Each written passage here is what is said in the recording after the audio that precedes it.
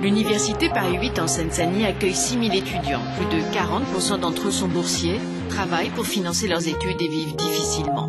Une précarité qui rejaillit sur leur état de santé.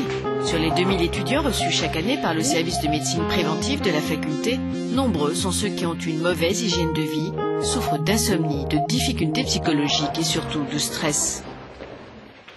Fatimata est étudiante en droit. Elle vient ce matin voir le médecin car elle a besoin d'une dispense d'assiduité pour la fac à cause de ses problèmes de santé.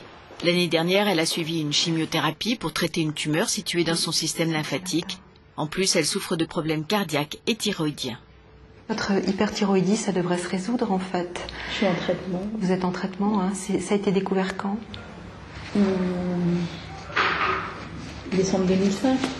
Ah oui, ça fait un moment quand même. Et ça devrait se stabiliser quand en fait, hein? Ça ne stabilise pas? D'accord. Son état de santé l'empêche souvent de suivre régulièrement les cours et comme si cela ne suffisait pas, elle doit travailler comme téléprospectrice pour payer ses études. Vous gagnez combien par mois avec ce boulot? 412 €. Et la chambre universitaire, elle est de combien? 150 €. Mais j'ai les factures EDF tous les 2 mois. Après, c'est les charges qui... Bon, comme j'avais la bourse, je m'en sortais. Maintenant, j'ai mes parents. Je demande de temps en temps, pas tout le temps, mais de temps en temps, je demande de l'argent à mes parents si je m'en sors pas. Voici l'endroit où elle vit avec sa jeune sœur, une chambre universitaire qui lui est attribuée pour toute la durée de son cursus. Avec ses cours à la fac, son travail, Fatimata est comme beaucoup d'étudiants. Elle n'est pas très regardante sur son hygiène alimentaire. Mon médecin n'est pas content parce que je mange pas bien, je maigris, mais j'ai pas trop le choix. Quand je suis là le week-end, je fais des plats, comme ça je mange équilibré.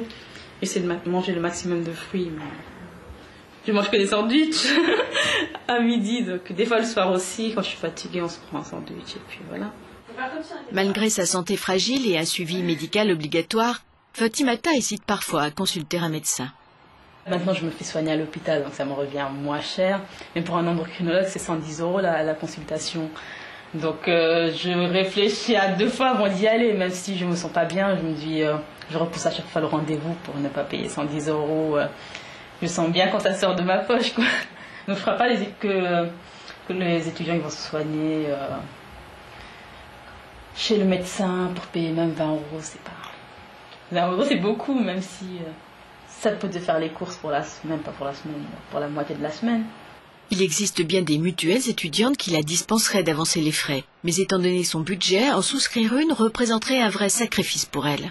Puis les inscriptions, 369 € plus 300 €, 350 €, ça fait 711 € que j'ai payé moi pour prendre une mutuelle et les droits d'inscription. C'est pas facile de sortir 700 € à la rentrée, donc personne ne prend la mutuelle, on prend le moins cher, donc les frais d'inscription et puis la sécu qui est obligatoire.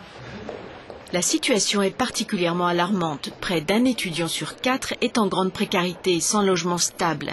Un tiers sont bénéficiaires de la CMU. Toutes ces difficultés ont bien sûr des conséquences sur le moral de ces jeunes et plus de 30% d'entre eux ont déjà pensé au suicide. Dans ces conditions, réussir ses études tient de la gageure.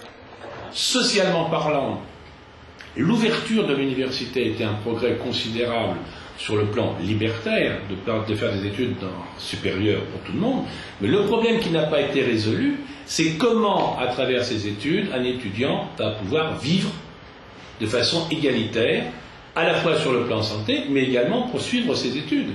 Car entre un étudiant qui travaille 2 fois par semaine et un étudiant qui n'a pas à travailler pour faire ses études, je ne suis pas sûr que les chances de réussite soient les mêmes. Pas le temps d'aller au restaurant universitaire, trop de queue. Alors à midi, les étudiants mangent souvent sur le pouce. Un repas qu'ils préparent parfois eux-mêmes, c'est moins cher. Le sandwich est à 2,80 €, donc si on se prend une boisson en plus, ça arrive facilement à 3-4 €. Si on est là, moi je suis là 4 jours dans la semaine, donc ça va vite. Hein. Au bout du mois, à la fin du mois, ça fait beaucoup. Donc là, voilà, pour moi c'est plus simple. Après, quand on a cours 1 ou 2 fois dans la semaine, ça va, mais autrement, comme je suis là 4 fois dans la semaine, ça fait beaucoup. Beaucoup d'étudiants de première année ont du mal à gérer la liberté qu'offre l'université. Il faut se prendre en charge sur le plan alimentaire, éviter le grignotage. Autre problème pour les étudiants étrangers, la nécessité de s'habituer à d'autres modes alimentaires. Souvent, le mal-être de ces étudiants s'exprime par le corps. On le remplit, ou on le prive, c'est selon. On a des phénomènes de prise de poids énormes en quelques mois. Les étudiants ne font plus de sport. Voilà. Donc, et il y a aussi une souffrance dans cette difficulté à se retrouver dans ce monde étudiant qui se traduit par des demandes d'aide au niveau alimentaire.